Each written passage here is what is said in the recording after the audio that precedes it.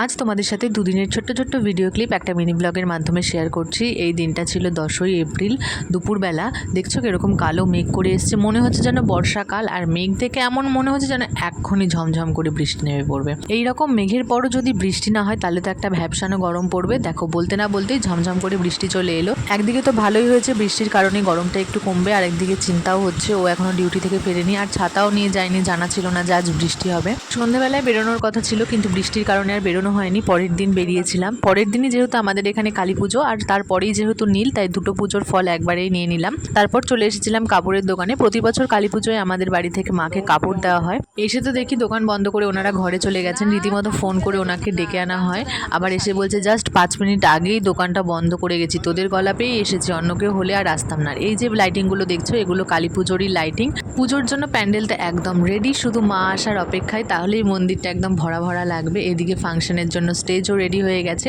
তোমরা যেদিন ভিডিওটা দেখছো মানে 12ই এপ্রিল, সেই দিন আমাদের এখানে কালী পুজো। সন্ধ্যেবেলায় মা বানিয়েছিল আলু মরিচ, এটা আমি ফার্স্ট টাইম ট্রাই করলাম, আর খেতে ভীষণ টেস্টি হয়েছিল। আর হ্যাঁ, আমাদের এখানকার কালী পুজোয় তোমাদের সকলের আমন্ত্রণ রইল, অবশ্যই আসবে।